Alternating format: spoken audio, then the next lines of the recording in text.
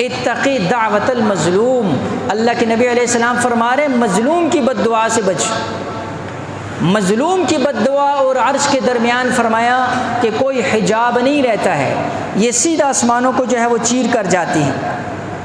اسی طرح صحیح مسلم کے اندر واقعہ لکھا ہے، سعید ابن زید رضی اللہ تعالیٰ بڑے جلیل القدر صحابی ہیں، حکم بن مروان کا گورنر ہیں، ان کے پاس ایک عورت آتی اور اس نے شکایت کی کہ سعید ابن زید رضی اللہ تعالیٰ عنہ نے میری زمین پر قبضہ کر لیا۔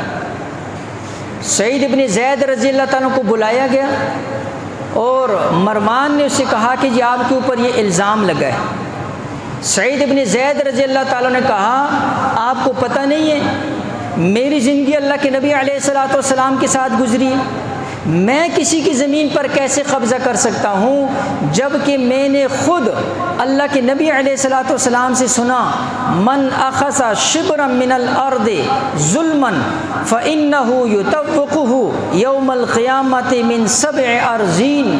فرمایا میں نے اللہ کے نبی علیہ السلام سے سنا جو کسی کی ایک بالشت زمین پر بھی ظلماً قبضہ کرے گا اللہ 7 زمینوں کو توق بنا کر کل قیامت والے دن اس کے گلے کے اندر ڈال دے گا۔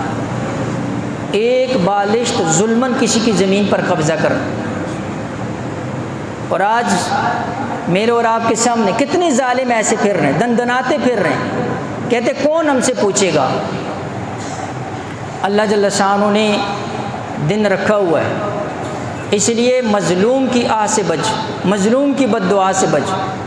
اور پھر مظلوم اگر ایسا ہے کہ جس کے کوئی اختیارات بھی نہیں، اور مظلوم اگر ایسا ہے کہ وہ کوئی غریب مسکین ہے، پھر تو بہت زیادہ بچ۔ اس کی آہ، اس کی بد دعا جو ہے وہ عرشوں کے اوپر جائے گی۔ اس لیے ظالموں کو اپنے ظلم سے جو ہے عبرت حاصل کرنی چاہیے اور اس سے توبہ کرنی چاہیے۔ تو حضرت سعید ابن زید رضی نے یہ حدیث سنائی تو مروان نے کہا واقعی آپ تو صحابی رسول ہیں، آپ یہ ظلم کیسے کر سکتے؟ تو وہاں سعید ابن زید رضی اللہ تعالیٰ انہوں نے آسمان کی طرف نگاہ اٹھا کر بد دعا کی، اے اللہ اس عورت نے مجھے بدنام کرنے کے لیے میرے اوپر یہ الزام لگایا ہے، میں اس عورت کو یہ بد دعا دیتا ہوں کہ اللہ اس کو آنکھوں سے اندھا کر دے اور اسی زمین کو اس کی قبر بنا دے۔ صحیح مسلم کی روایت۔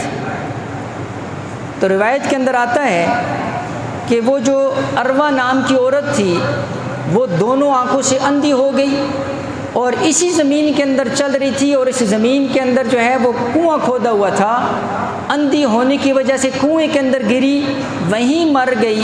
رشتہ داروں نے لاش تک نہیں نکالی، وہیں اوپر مٹی ڈال کر اسی جگہ کو قبر بنا دی۔